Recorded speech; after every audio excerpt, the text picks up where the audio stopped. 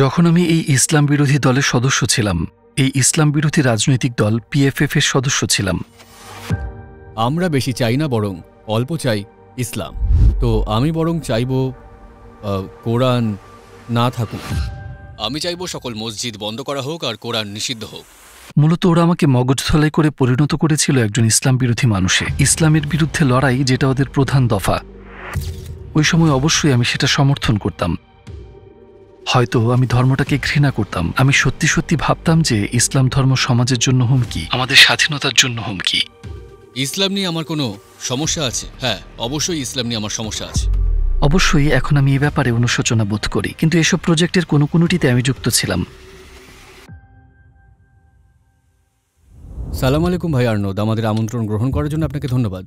আর্নদ ভার্নডন কে, সেটা দিয়ে শুরু করতে চাই। ওয়ালাইকুম আসসালাম। আমাকে আমন্ত্রণ করার জন্য ধন্যবাদ। এখানে এসে আমি সম্মানিত বোধ করছি। আমার নাম হচ্ছে আর্নদ ভান দোর্ন। আমার বয়স 56 বছর। আমি একজন মুসলিম, আলহামদুলিল্লাহ। 2013 সাল থেকে। আমার জন্ম আর বেড়ে ওঠা নেদারল্যান্ডসে, হেগে। আমার খ্রিস্টান ব্যাকগ্রাউন্ড রয়েছে। আমাকে লালন পালন করা হয়েছিল একজন খ্রিস্টান হিসেবে। আমি সক্রিয় ছিলাম রাজনীতিতে। পিএফএফ নামের ডাচ ইসলাম বিরোধী রাজনৈতিক দলের একজন সদস্য হয়েছিলাম আমি। কিন্তু আমি ইসলাম ধর্মান্তরিত হই 2013 সালে। আলহামদুলিল্লাহ, প্রায় 10 বছর হয়ে গেছে। আমি ইস্তাম্বুলে এসেছি হালিস মিডিয়ার আমন্ত্রণে। ওরা একটা প্রজেক্ট করছে। ওরা সাক্ষাৎকার নিচ্ছে 40টিরও বেশি দেশ থেকে আসা ইসলাম ধর্মে ধর্মান্তরিত 100 জন মানুষের। আমি তাদের একজন। এই অসাধারণ শহরে আসা আর এই সাক্ষাৎকার দিতে পারাটা আমার জন্য খুব সম্মানজনক। বিশ্বাসের দিক থেকে কেমন ছিল আপনার জীবন? কিসে বিশ্বাস করতেন আপনি? আমি বেড়ে উঠেছি একজন খ্রিস্টান হিসেবে। ক্যাথলিক স্কুলে যাওয়া, ক্যাথলিক স্পোর্টস ক্লাবে যাওয়া, এই সবই করেছি আমি। আমার বাবা ছিলেন ধর্মপরায়ণ খ্রিস্টান। আমি চার্চে যেতাম রবিবারে, কখনো কখনো সপ্তাহের অন্য দিনেও, কিন্তু আমি কখনোই 100% স্বস্তি বোধ করিনি। ব্যাপারটা ছিল অনেকটা রুটিনের মতো। সবাই চাইতো যে আমি এটা করি, কিন্তু আমি কিছু একটা মিস করতাম। হয়তো এখন আমার যে জ্ঞান আছে, সেই জ্ঞান দিয়ে আমি ব্যাপারটা অনুধাবন করতে পারি। সেই ছেলেবেলাতেও আমার মনে হতো আমি কিছু একটা মিস করছি। কয়েকটা জিনিস আমি সত্যি বুঝতে পারতাম না। কিভাবে 3টা গড থাকতে পারেন, কিভাবে যিশু অর্থাৎ ঈসা নবী ঈশ্বরের পুত্র হতে পারেন। আমার কাছে এই ব্যাপারগুলোর কোনো মানেই দাঁড়াতো না। তাছাড়া আরো কিছু জিনিস আমার কাছে সত্যি খুব অদ্ভুত মনে হতো, যেমন খ্রিস্টের রক্ত এবং খ্রিস্টের শরীর সংক্রান্ত কথাবার্তা, চার্চে গেলে নানান রকমের আনুষ্ঠানিকতা। আমার কাছে অর্থহীন ছিল। আমি কারণ ব্যাখ্যা করতে পারতাম না, যেহেতু আমি খুব ছোট ছিলাম, কিন্তু মনে হতো হিসাবে কোথাও গরমিল আছে। ইসলাম সম্পর্কে আপনি প্রথমে শুনেছিলেন কিভাবে? এই ধর্ম সম্পর্কে আপনার উপলব্ধি কি ছিল? ইসলাম সম্পর্কে আমি জেনেছিলাম পশ্চিমা দেশগুলোর বেশিরভাগ মানুষ যেভাবে জানে মিডিয়া ও রাজনীতিবিদদের কাছে। ইসলামকে আমি জানতাম একটা হুমকি ও 9/11-এর কারণ হিসেবে, নারীদের উপর অত্যাচার আর সকল প্রকার সন্ত্রাসী কর্মকাণ্ডের জন্য দায়ী ধর্ম হিসেবে। আর নেদারল্যান্ডসে পশ্চিম ইউরোপের সমস্যা হচ্ছে মানুষ নিজেরা ইসলাম সম্পর্কে পড়াশোনা করে না, তারা শুধু মিডিয়া ও রাজনীতিবিদদের বিশ্বাস করে। আমিও তাই করেছিলাম। তাই ইসলাম সম্পর্কে আমি যা জেনেছিলাম তা ছিল শুধুই নেতিবাচক, বিপজ্জনক ধর্ম হিসেবে। তাই হয়তো এই ধর্মটাকে আমি ঘৃণা করতাম। আমি আসলেই ভাবতাম যে ইসলাম ধর্ম সমাজের জন্য হুমকি, আমাদের স্বাধীনতার জন্য হুমকি।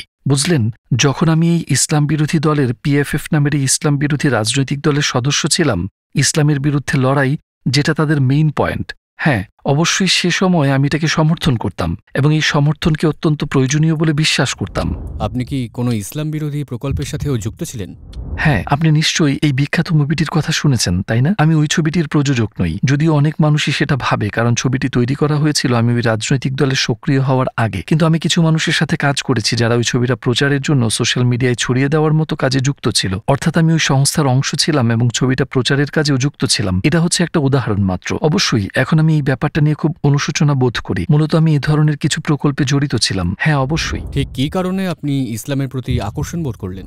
ইসলামের প্রতি আমি রাতারাতি আকৃষ্ট হইনি। ব্যাপারটা এরকম না যে আমি সকালে ঘুম থেকে উঠেই মুসলিম হয়ে গেলাম। অবশ্যই সেরকম নয়। ইসলামের ব্যাপারে আমার কিছু সন্দেহ ছিল। ইসলাম আমি ভালোভাবে বুঝতাম না। নিশ্চয়ই লক্ষ্য করেছেন, মিডিয়ার রাজনীতিবিদরা সবসময় বলে যে ইসলাম খারাপ, এটা সমাজ আর আমাদের স্বাধীনতার জন্য হুমকি। ইসলাম মানে অশুভ আর খারাপ কিছু, কিন্তু আমি এসবের কোনো মানে খুঁজে পেতাম না, কারণ পৃথিবীর 1.5 বিলিয়ন মানুষের সবাই কি খারাপ, রাগী আর বিপজ্জনক মানুষ? নেদারল্যান্ডসে 1 মিলিয়নেরও বেশি মানুষ মুসলিম। তারা সবাই কি খারাপ, রাগী আর বিপজ্জনক মানুষ? এত মানুষ মুসলিম, এতগুলো ভালো মানুষ, চমৎকার আর বন্ধুত্বপূর্ণ মানুষ যাদের আমি ব্যক্তিগতভাবে জেনেছি, তারা আমাকে বলল যে তোমার উচিত ইসলাম সম্পর্কে জানা, কারণ ইসলাম সম্পর্কে তোমার ধারণাগুলো ভুল। হ্যাঁ হ্যাঁ, নিশ্চয়ই। কিন্তু ইসলাম সম্পর্কে আমি জানতে শুরু করলাম কুরআন পড়ে। আমি মসজিদে গেলাম, ইমামদের সাথে কথা বললাম, অন্য মুসলিমদের সাথে কথা বললাম, নিজে নিজে কিছু রিসার্চ করলাম, লাইব্রেরিতে গেলাম। যে কেউ ইসলাম সম্পর্কে যতই জানে ততই সবকিছু তার কাছে পরিষ্কার হয়ে যায়। বিশেষত এই সময় আমার ক্ষেত্রে যা হলো, ইসলাম সম্পর্কে আমি যতই জানলাম ততই ব্যাপারটা আমার মাথা থেকে চলে গেল হৃদয়ে। তখন আমার মনে হলো, ওয়াও, ব্যাপারটা তো চমৎকার, সত্যি অসাধারণ। এতে তো কিছু প্রশ্নের উত্তর পাওয়া যাচ্ছে। এসব মানুষ ইসলাম সম্পর্কে ভুল বলছে, এটা একটা মহান ধর্ম। আমার মনে হলো এই ধর্ম আমার প্রশ্নের উত্তর দিচ্ছে। আর আপনি তো জানেন, ইসলাম সম্পর্কে পড়াশোনা করলে সকল সন্দেহ হাওয়ায় মিলিয়ে যায়। সকল শূন্যস্থান পূরণ হয়ে যায়। আমার যত প্রশ্ন আছে সকল প্রশ্নের উত্তর মিলে যায়। প্রথম দিকে কোন ব্যাপারটা ইসলাম সম্পর্কে আপনার মনকে নরম করতে শুরু করেছিল? এই প্রশ্নটা যা অনেক মানুষই আমাকে করে থাকে। এমন নয় যে কোরআনের নির্দিষ্ট কোনো অংশ, একটা নির্দিষ্ট অংশ, মোটেই তা নয়। আমার ক্ষেত্রে সেই জিনিসটা হলো ইসলাম ধর্মটাই, নবীজি সাল্লাল্লাহু আলাইহি ওয়াসাল্লামের জীবনটাই। বুঝলেন, নেদারল্যান্ডসে একটা বই রয়েছে, বইটার নাম মুহাম্মদ, আর এটা তার জীবন নিয়ে। আমার জন্য বইটা ছিল খুব প্রেরণাদায়ক। বুঝলেন, আমার গবেষণায় খুব কাজে লেগেছিল। ইসলাম সম্পর্কে পড়াশোনা এবং পুরো ব্যাপারটা ছিল খুব ধীর। বিদেশ থেকে বেরিয়ে আসার যে ব্যাপারটা, মানে আমি ভাবতাম ঠিক আছে আমি ইসলাম সম্পর্কে পড়াশোনা করব, কিন্তু ওরা সবাই মিথ্যাবাদী, ওদের কথা সত্য নয়, ওরা আমার মগজ ধোলাই করছে। ভাবতাম মসজিদে যেসব কথাবার্তা হয় সেগুলো খুব সুন্দর, কিন্তু সেসব কথায় সততা নেই। কিন্তু যত বেশি জানা যায় ততই বোঝা যায়। আপনি মুক্ত মন নিয়ে ইসলাম বিষয়ে গবেষণা করলে, হ্যাঁ, মুক্ত মন, মুক্ত চিন্তা থাকাটা খুব গুরুত্বপূর্ণ। প্রকৃত ইসলামকে জানলে সত্য আর অস্বীকার করা যায় না। দীর্ঘ যাত্রার পর অবশেষে অমুসলিম থেকে মুসলিম হতে, অর্থাৎ ধর্মান্তরিত হতে আমার সময় লেগে গিয়েছিল প্রায় 1 বছর। কিন্তু অবশেষে এই ব্যাপারটা আমার কাছে পরিষ্কার হয়ে গেল যে এটা একটা মহান ধর্ম। আমি কালিমা শাহাদাত পাঠ করলাম 2013 সালে। আলহামদুলিল্লাহ। যেসব মানুষ ইসলাম সম্পর্কে মিথ্যা প্রচার চালাচ্ছিল তাদের ব্যাপারে আপনি ইসলাম গ্রহণের পর কেমন বোধ করলেন? আমার মূলত মনে হলো তারা আমাকে ভুল পথে পরিচালিত করেছে। আমি সবসময় ভাবতাম যে নেদারল্যান্ডে এবং পশ্চিম ইউরোপে মিডিয়া হচ্ছে, বুঝলেন, ভাবতাম তারা সৎ আর নিরপেক্ষ, এবং রাজনীতিবিদরাও তেমন, তারা সৎ আর জ্ঞানী মানুষ। বুঝলেন, তাদের কাজই হচ্ছে আমাদের পাশে থাকা, আমাদের সুরক্ষা দেওয়া আর সঠিক পথে পরিচালিত করা। কিন্তু আমার মনে হলো আমি তাদের কাছে প্রতারিত হয়েছি। যদি আপনি ইসলাম সম্পর্কে জানেন তাহলে আপনি বুঝতে পারবেন যে ওইসব মানুষ ইসলাম সম্পর্কে যা বলছে তা ভুল, নেতিবাচক। তাই আমি খুবই হতাশ হয়েছিলাম, কারণ তারা মূলত আমাকে মগজ ধোলাই করে পরিণত করেছিল একজন ইসলাম বিদ্বেষী মানুষে।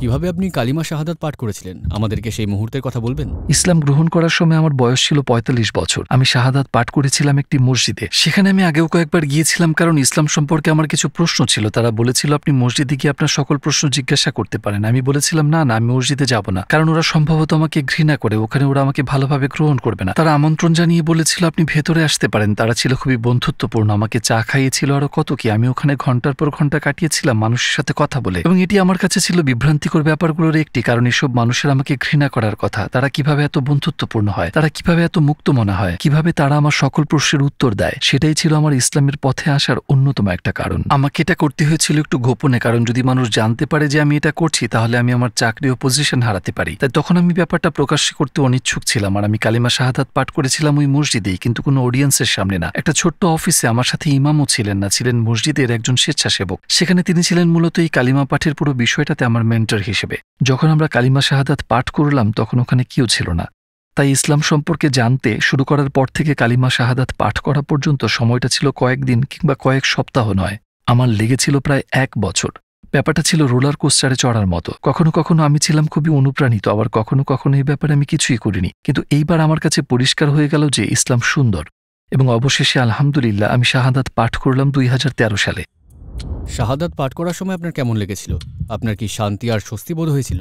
হ্যাঁ, নিশ্চয়ই। শয়তান সবসময় আমাদের পেছনে থাকে, এমনকি শেষ মুহূর্তেও কানের কাছে ফিসফিস করে বলতে থাকে, না না না না, ওটা করো না, তোমার মগজ ধোলাই করা হয়েছে, তুমি থামো। আমার ইসলাম গ্রহণের 5 মিনিট আগ পর্যন্ত এমনটা হয়েছে, কিন্তু যখন আমি কাজটা করেই ফেললাম তখন মনে হলো আমার উপর থেকে অনেক বড় ভার নেমে গেছে। আমি সত্যিই সুখী বোধ করলাম। আমার মনে হলো ব্যাপারটা বর্ণনা করা কঠিন, আরো মানুষ এটা করেছে, তাই সম্ভবত তারা বুঝতে পারছে আমি কি বলতে চাইছি। ব্যাপারটা যেন আরেকবার জন্ম নেওয়ার মতো। আপনার চারপাশের মানুষজনের রিয়াকশন কেমন ছিল যখন আপনি ইসলামে কনভার্ট করলেন? আসলেই তারা বিস্মিত হয়েছিল। সত্যি বলতে কি, আমি একটা ভুল করেছিলাম, কারণ ইসলামের ছায়াতলে আসা, ইসলামকে গ্রহণ করার এই ব্যাপারটা আমি করেছিলাম একা একা। কেউ এ ব্যাপারে জানতো না, শুধু জানতেন আমার মা, এবং তিনি আমাকে সমর্থন করেছিলেন এবং এখনো করেন। আমার বন্ধুরা, সহকর্মীরা কেউ আমার এই জার্নি সম্পর্কে জানতো না। তাই এক পর্যায়ে আমি একটু ভয় পেয়েছিলাম। ভেবেছিলাম আচ্ছা, এখন কেউ জানে না যে আমি ইসলাম গ্রহণের পথে এগোচ্ছি, তাদের জন্য এই খবরটা হবে পীড়াদায়ক। তাই আমি ব্যাপারটা প্রকাশের ব্যাপারে অনিচ্ছুক ছিলাম। ব্যাপারটা সামনে আনতে আমি কয়েক সপ্তাহ অপেক্ষা করলাম, কিন্তু আমার পরিবারের বাকি সদস্যরা, বেশিরভাগই এমনকি আমার ভাই বোনেরাও আমার সাথে একটু দূরত্ব রেখে চলে। ব্যাপারটা এমন নয় যে তারা আমাকে প্রত্যাখ্যান করেছে, কিন্তু কিছুই আগের মতো নেই। আমরা ইসলাম গ্রহণের বিষয়ে কোনো কথা বলি না। ব্যাপারটা খুব স্পর্শকাতর এবং আমি দূরত্বটা টের পাই। আমি অনেক বন্ধু, আমার চাকরি হারিয়েছিলাম। ইসলাম গ্রহণের পর আপনার সবথেকে বড় চ্যালেঞ্জ কি ছিল, আর আপনাকে কি ধরনের ত্যাগ স্বীকার করতে হয়েছিল? মুসলিম হওয়ার সময় আমি ছিলাম একজন রাজনীতিবিদ, কিন্তু আমি আর PFF নামক দলটার হয়ে কাজ করছিলাম না, কারণ ইতোমধ্যে ব্যাপারটা স্পষ্ট হয়ে গিয়েছিল যে ওই দলে আমার আর স্থান নেই। কিন্তু তাদের জন্য ব্যাপারটা ছিল পীড়াদায়ক। বেশ, আপনি যদি মুসলিম হন তাহলে এই রাজনৈতিক সংগঠনে, এই রাজনৈতিক দলে আপনার আর কোনো অস্তিত্ব নেই।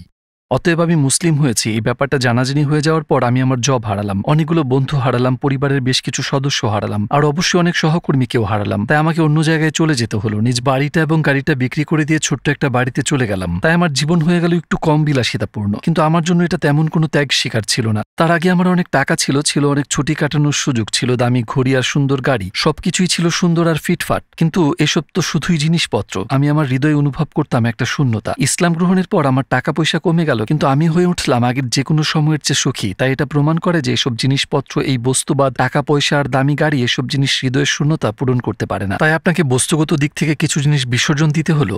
হ্যাঁ, বন্ধুবান্ধব আর পরিবারকে হারাতে হলো, অবশ্যই সেটা একটা ত্যাগ। মোটের উপর আমি আগের যে কোনো সময়ের চেয়ে বেশি সুখী বোধ করলাম। আপনি মুসলিম হওয়ার পর কেউ কি আপনাকে দেখে উদ্বুদ্ধ হয়ে ইসলাম গ্রহণ করেছে?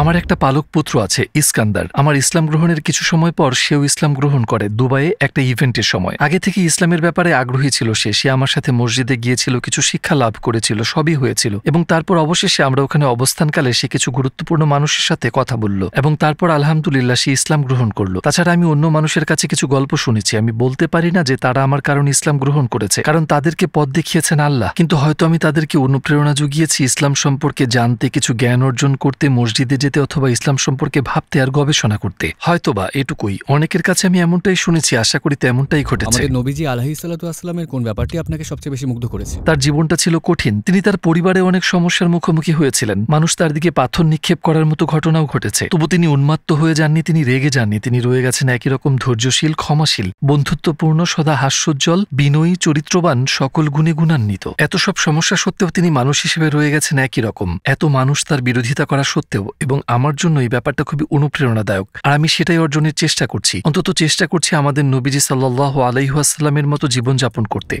আপনি এখন কি প্রজেক্টে কাজ করছেন?